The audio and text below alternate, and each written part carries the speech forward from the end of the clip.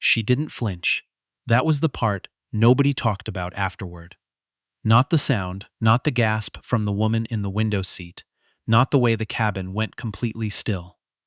What they remembered, what they couldn't shake, was that Nadia Osei-Warren didn't move a single muscle. She just turned her head back to the window and looked out at the tarmac like nothing had happened at all. The gate agent's hand was still in the air when she finally lowered it. Her name was Rochelle, 26 years old, 4 years with Meridian Air, and she had spent most of those 4 years learning exactly which passengers were worth her full attention and which ones she could afford to redirect toward the back of the line. She was good at it. Her manager called it situational awareness. Her coworker Terry called it something else. But Terry had been written up twice this quarter, and nobody was listening to Terry. What Rochelle saw when Nadia walked through the priority boarding lane that morning was a woman who did not belong there. A natural, no product, no effort. A canvas tote with a frayed strap. Jeans that had been washed too many times. A zip-up sweatshirt, gray, the kind you get for free at a 5K. No jewelry except a single thin ring on her right hand that was too plain to be anything expensive. The boarding pass in Nadia's hand said Seat 2A. Rochelle looked at the boarding pass. She looked at the woman. She looked at the boarding pass again. "Ma'am," she said, and already there was something in the way she said it. "Are you sure this is the right lane?" Nadia didn't look up from her phone. "Priority boarding." "Yes. I just want to make sure you're in the right place." "We have a separate line for I'm in the right place." Rochelle felt the eyes of the other passengers in line behind her. A man in a slim-fit blazer with a Meridian gold tag on his carry-on. A couple in matching resort wear, who had clearly come from somewhere warm and were heading somewhere warmer. They were all watching. Rochelle could feel that, and she made a decision. She reached out and took the boarding pass from Nadia's hand without asking. She didn't need to do that. She had a scanner. The scanner was right there. But she reached out and took the boarding pass and held it up to the light like she was checking for a counterfeit bill, and when Nadia looked up from her phone for the first time, the two of them were looking directly at each other, and Rochelle said, slowly and clearly, so everyone could hear, "I'm going to need you to step aside while I verify this." What happened next was very fast. Nadia Osei-Warren took one step forward, not back, and said, "You already have my information. Scan it or return it." Rochelle said, "Excuse me?" And then she raised her hand and brought it down. The sound was flat and sharp. At the same time, the way sounds are when they're not supposed to happen, when the body registers them before the brain does. The man in the blazer inhaled. The woman in resort wear said, "Oh," in a voice barely above a whisper. Terry, who was folding boarding pass jackets at the counter 12 feet away, turned around slowly and then immediately looked back down at what she was doing. Nadia's head had turned slightly to the left from the impact. She did not raise her hand. She did not raise her voice. She turned her head back to center, looked at Rochelle for exactly 2 seconds, and then held out her open palm. Rochelle put the boarding pass in it. Nadia walked onto the plane. Seat 2A was next to the window. Nadia put her tote under the seat in front of her and not in the overhead bin, and she leaned her head back and closed her eyes before the boarding door had even finished filling with the next wave of passengers. The flight attendant who came by to offer pre-departure beverages, a young man named Devin, 2 years on the job, who had noticed everything from the gate, asked her if she wanted water or juice or anything at all, and Nadia said, "Water, thank you." And Devin brought it and said nothing else, because he understood in the way that some people understand things without being told that what had just happened was not something that needed to be discussed right now. The flight was 3 hours and 40 minutes from Atlanta to Denver. Nadia spent the first hour reading documents on her phone. The second hour she slept. The third hour, she watched the land below change from green to brown to the flat gold of the high plains. And she thought about a phone call she needed to make when she landed. And she thought about a quarterly board meeting that was now 6 days away. And she thought, once, briefly, about her mother, who had cleaned offices in the Buckhead district for 22 years. and who had told her daughters every single morning before school that the way you carry yourself is the only thing no one can take from you. She did not think about Rochelle again until she was already in the car. Devon thought about it for 45 minutes before he picked up his phone. He was on his break, sitting in the galley with a cup of coffee he wasn't actually drinking. And he kept turning over the thing he had seen, the way you turn over something sharp to see if it's as sharp as you think. He had been standing close enough to hear everything. He had watched Rochelle scan bags for passengers behind Nadia the same way, with the same scanner, without reaching out and taking anything from anyone's hand. He had watched the man in the blazer walk through without breaking stride. He opened the incident report app on his phone. He had filed exactly one incident report in 2 years. He stared at the blank form for a long time. Then he typed. He was specific. He included the time, 7:14 a.m. He included the location, Gate C-22, Hartsfield, Jackson. He included what he had seen with his hands and what he had heard with his ears, and he described the physical contact in one sentence that was very short and very exact. Because Devon had learned from the one previous report that adjectives made things easier to dismiss, and plain facts were harder to argue with. He sent it before he could talk himself out of it. He didn't know who Nadia was. That wasn't why he sent it. 40 minutes after the plane landed at Denver International, a woman named Felicia Morse opened her laptop in a glass-walled office on the 14th floor of the Meridian Air Regional Headquarters and found 3 things waiting for her that she had not expected. The first was Devon's incident report. The second was an email from Meridian's head of corporate partnerships, flagged urgent, with the subject line, Re. Osei-Warren Group Q4 infrastructure contract. Felicia read the second email first because it was marked urgent and the incident report was not. She read it twice. Then she read it a third time. The email said that Trevon Halsey, the head of corporate partnerships, had received a call 30 minutes ago from the legal office of the Osei-Warren Group, a private technology and infrastructure firm based in Atlanta. The Osei-Warren Group currently held a 7-year contract with Meridian Air worth approximate systems and 40 infrastructure, providing back-end systems and data infrastructure for Meridian's entire fleet management and booking platform. The contract came up for renewal in 60 days. The legal office had called to inform Trevon that Nadia Osei-Warren, the group's founder and chief executive, would be declining to participate in renewal negotiations and would be terminating the existing contract effective the end of the current quarter. No further explanation was given. Felicia sat with that for a moment. Then she opened the incident report. She read it once and closed her laptop and stood up and walked to her window and looked at the mountains for a long time without seeing them. She called Trevon first. "Tell me what you know," she said. "I know we're losing $340 million, Trevon said. "I know the call lasted under 4 minutes. I know they didn't ask for anything. No conversations, no meeting request, no complaints filed, nothing. They just called to notify. When does the contract terminate? End of Q3. 11 weeks.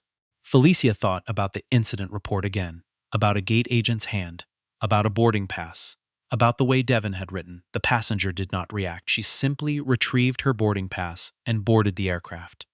"Trevon," she said, "do you know who Nadia Osei-Warren is?"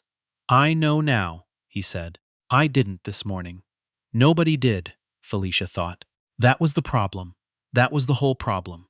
Sitting there in plain sight. The news reached Rochelle in the break room at 2:47 in the afternoon.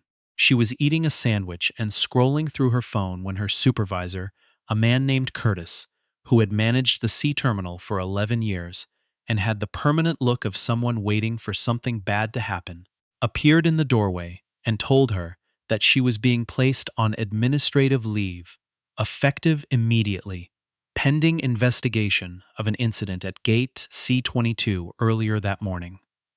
Rochelle put down her sandwich. What incident? Curtis looked at her in a way that made her understand he had already seen the report. An incident involving physical contact with a passenger in the priority boarding lane, he said. Your Meridian credentials have been temporarily suspended. You'll need to surrender your badge before you leave the building. Rochelle felt the sandwich sitting wrong in her stomach. She felt herself wanting to say several things all at once, none of which she said.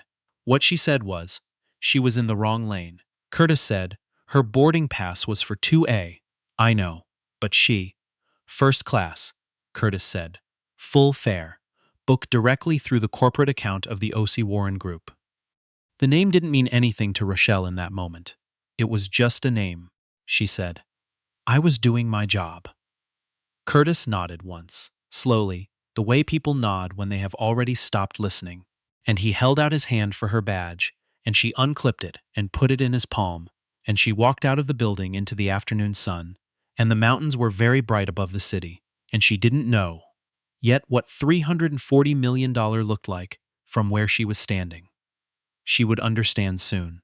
By 6 p.m., Felicia had made 4 phone calls and written 2 memos and had a 20-minute conversation with Meridian's general counsel, whose name was Arthur Wynne, and who sat in his chair with his fingertips pressed together the entire time in the way that lawyers do when they are already calculating something.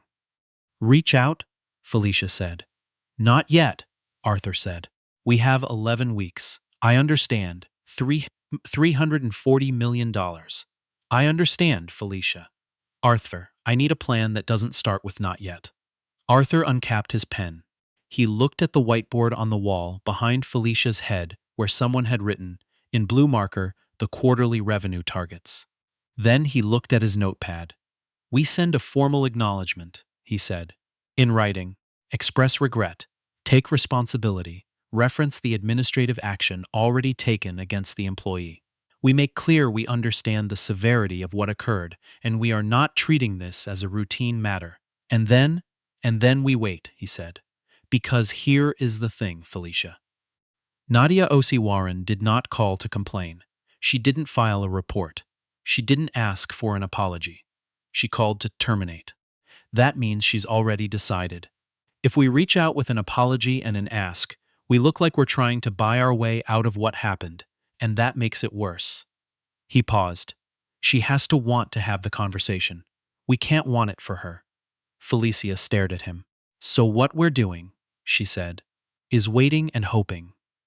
What we're doing, Arthur said carefully, is demonstrating that we understand this is not actually about the contract. It was about the contract to Trevon Halsey. Trevon was 41 years old and had spent 9 of those years building the Meridian Corporate Partnerships portfolio from 11 accounts to 63. And the Osei-Warren Group was his crown. He had personally flown to Atlanta 4 years ago to negotiate the initial deal. He had sat across a conference table from Nadia Osei-Warren for 3 days and watched her take apart every clause in their proposed agreement and put it back together in a way that was somehow better for both sides, and he had left Atlanta thinking that he had never encountered anyone who could read a room and a spreadsheet at the same time the way she could. Splost, he had not thought about her once since the ink dried. That was also the problem. He spent the evening at his desk with the contract documents and the incident report open side by side, and at some point around 8 o'clock, he stopped reading and just sat there. Because what he was realizing, slowly, the way you realize things that should have been obvious, was that Nadia had been traveling on Meridian flights, potentially for years, as a frequent corporate client, and no one at Meridian had thought to connect the name on the corporate account to the woman who might be walking through their gates, and no one had thought about what that might mean, not in any way that mattered. She was worth more than $300 million to Meridian Air. She had still been sent to the back of the line. Trevon closed his laptop and went home. Nadia was in a hotel room in Denver when her phone rang. It was her chief of staff, a meticulous woman named Beverly. Not the Beverly on the used names list. This one had a different last name entirely, Beverly Takahashi, calling from Atlanta at 9 p.m. to tell her that Meridian had sent a formal written acknowledgement via their legal office, signed by their general counsel. Do you want me to read it? Beverly asked. Tomorrow, Nadia said. It's thorough. Tomorrow, Bev. There was a pause on the line. Beverly had worked for Nadia for 7 years. She knew what tomorrow meant in this context. How was the flight? Beverly asked. Nadia looked out the window at the Denver skyline. The mountains were invisible in the dark, just implied by the absence of lights in one direction. Quiet, Nadia said. The flight was quiet. She set her phone on the nightstand and lay back on top of the covers without changing. She thought about the morning, not in sequence but in fragments, the way memories settle after adrenaline leaves the body, the sound, the stillness, the way she had held out her hand. She thought about what her mother would say. Her mother had an expression for moments like this. She said there are two kinds of people who never move out of the way: those who don't see what's coming and those who already know it won't touch them. Nadia had learned, a long time ago, which one she intended to be. The story broke 3 days later, not from Meridian, who had said nothing public, not from Nadia, who had said nothing at all. It came from Devin, indirectly, because Devin had mentioned what he'd seen to a friend who was a flight attendant for a different carrier, and that friend had mentioned it in a group text, and the group text included a woman, and the group text media account about airline industry culture, and she posted about it. No names, but enough detail, and by the next morning the post had been shared 40,000 times and someone in the comments had already figured out the names and the contract and the math. The math was what got people $340 million. One slap. One morning. The number moved around the internet the way numbers do when they feel like justice. Fast. Everywhere. Getting louder with each share. Talk radio picked it up by noon. By the evening news cycle, a national anchor had it in the third segment. An Atlanta tech executive is reportedly terminating a 9-figure contract with Meridian Air following an altercation at the company's Atlanta hub. Meridian Air has declined to comment. Nadia was in a board meeting in Denver when Beverly texted her. "It's out." She read the text under the table. She finished the board meeting. The emails came in waves. From journalists. From former Meridian employees who had their own stories.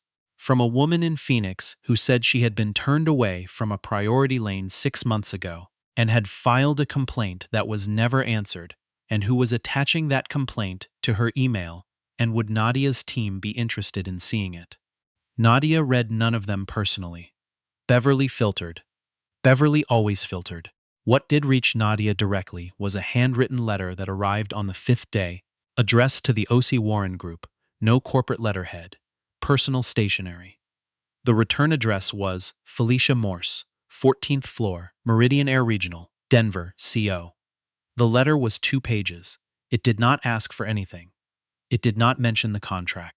It did not use the words, "We hope to resolve," or "We value our partnership," or anything else that sounded like it had been reviewed by Arthur Wynne before sending. It said, "I want you to know that I read the incident report the same day it was filed, and I want you to know what I felt when I understood what had happened and what it meant. Not for the company.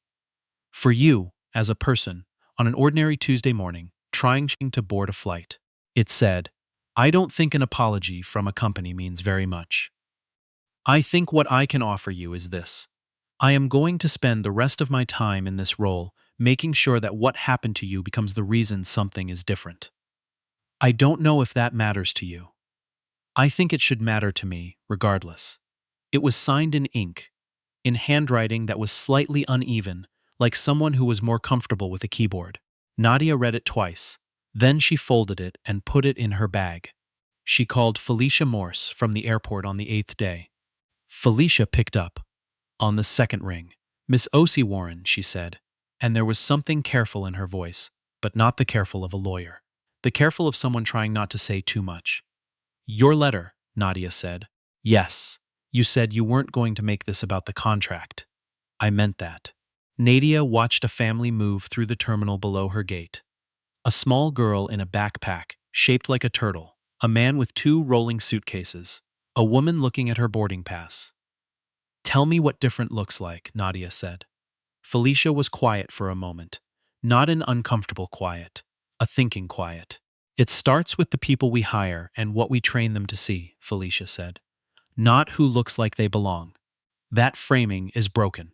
It starts with where the assumptions are and what we do to interrupt them before they become actions. And Rochelle? Another pause. She won't be returning to a passenger-facing role, Felicia said. That's already done. What happens past that is still under review. Nadia said, I'm not interested in what happens to her. Felicia said, I know. And something in that exchange, the brevity of it, the recognition, settled something between them. I'm not coming back to Meridian, Nadia said. The contract termination stands. I need you to understand that this call isn't about the contract. I understand, but I'll tell you what I will do. She shifted her bag on her shoulder. Her gait was starting to board. Not her lane yet. I'll sit down with your training team. Once. I'll tell them what it felt like to walk through that terminal. What it felt like before the gate. What it felt like in the years before that, on other flights, in other airports, in other lines. All the smaller moments before this one that nobody called an incident because nothing technically happened. She heard Felicia breathing. You'd do that? Felicia asked. I'm not doing it for Meridian, Nadia said. There's a flight attendant named Devon. He filed a report when he didn't have to. He didn't know who I was. He just knew what he'd seen was wrong. The gate agent called her row, first class. She moved toward the door. Find Devon, she said. Whatever you're doing differently, start with people like him, the ones who already know. She ended the call and handed the agent her boarding pass and walked down the jetway into the plane. And she sat in her seat, and she put her tote under the seat in front of her, and she closed her eyes before the door had finished closing, and she thought about her mother cleaning offices in Buckhead at 5 in the morning, 47 weeks a year, for 22 years, and she thought about all the people who had looked at her mother and seen exactly what they expected to see, and nothing more. She thought about how her mother had carried herself through all of it, every morning, without breaking a single time. The engines changed pitch beneath her.